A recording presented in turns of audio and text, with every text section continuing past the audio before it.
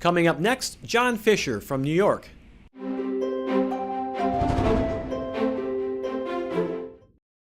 Well, you may have been considering becoming an Advocate Capital client, and so to help you with that decision, I've asked one of our clients to join us today, and his name is John Fisher. John, welcome. Welcome. Thanks so much for being our customer, first of all, and for taking time out of your day to speak with us. We really appreciate it. So if a lawyer has been speaking maybe with one of our folks here and they're thinking about becoming a client, but they have some concerns, for example, they might be concerned that their clients would object to the pass-through of borrowing costs due to the cases. Could you share with us what your experience has been on that? My experience has been, number one, your company has done a great job sort of preparing a form letter that helps explain the process, what each cost is, so there's full disclosure to the client. There's nothing that's hidden from them. My advice and what I do with our clients is complete transparency. I don't hold back anything. Right. I tell them, here's the fees, here's how it works. I took the form letter, I sort of supplemented it, and ultimately at the end of the day, I leave it up to them. I don't force anything on them. I don't tell them they have to do it or else. I give them the option of using your company to advance the expenses or not. But either way, I'm totally okay with it. Yeah. And in my practice, over the time that I've worked with you over the last 2 years, there's only been a single client who said no. And in fact, I think that they changed their mind and sort of came around. You know, recently, Michael, I had a case that ended up in a mistrial. I spent close to $50,000 with different medical experts and all the enormous fees of a catastrophic medical malpractice case. And that was one client who had said no to the borrowing. And so when I went back to him, I said, you know, it's okay, and we can keep things as is, but I just want you to know, to get to trial again, it's going to cost another $50,000 out of my pocket. And they said, we completely understand. They finally agreed. We'll agree to have the case expenses advanced by Advocate Capital, and it really helped. It helped tremendously. Wow, that's awesome. So another concern we hear, we kind of call it the most important question, John, which is, how will this impact my client? Because ultimately, plaintiff lawyers like you are about helping people, and they don't want to do something to the case that's going to hurt the client. So what would you say if someone's concerned that adding borrowing costs to the case is negative for the client?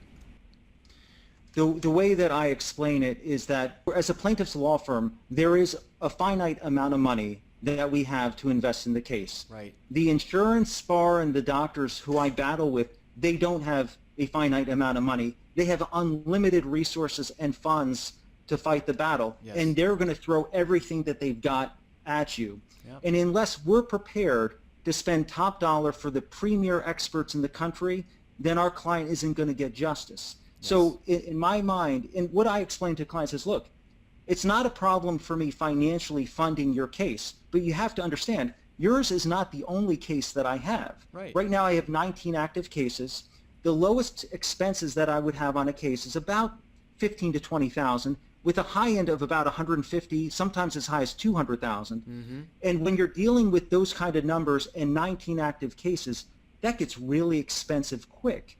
And what it does is it gives, in terms of the benefit to the client, is it gives us the ability to match penny for penny what the defense and insurance industry is going to throw at them, so that our experts are not just the equal of the defense experts, but better. Absolutely, and that's the story we hear over and over again from our clients around the country. Well, most law firms that are plaintiff law firms advance those expenses by themselves, on their own, not because they have to or it's legally required. It's just inertia. It's what they've always been doing. And so one of the comments we hear from potential clients sometimes is, well, I don't need the money. I'm already funding my own cases. Why would I use you? What would you say to a friend who was thinking about being our client, but they said, I don't need the money?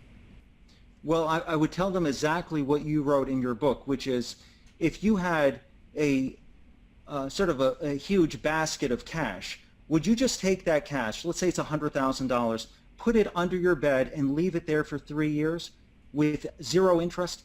That doesn't make any sense, but Right. That's what trial lawyers do when they fund their case expenses with their own money, is they're making an interest-free loan to their clients. So really, that's crazy. From an investment point of view, it makes no sense. But what if, instead of taking that $100,000 and putting it under a bed, we could invest the money on our own and get a good, decent return on investment while having Advocate Capital handle all the case expenses for our cases. I mean, to me, that's a no-brainer. Yeah. So what it does, it really is a very smart investment choice. And I think the problem that lawyers have with this is they don't know people who do it. They've never done it. It's an alien concept to them. But once they see the logic of doing it this way, it makes perfect sense. Absolutely. I mean, like you say, John, I'm a business owner, you're a business owner. We don't have a printing press in the basement that prints cash. I mean, we have to look at the checkbook when it's time to write a check. And with even 19 cases in-house at one time, if you want to hire experts on every one of them today, you have to have the cash in the checkbook. So it's not so much needing the money, it's having access to it so you can push forward hard and aggressively on those cases. Well, John, I really appreciate you being a client. Thank you for the work you do for your clients and in your community. We're honored to be part of that. And especially thank you for joining us today. We appreciate it. Thank you.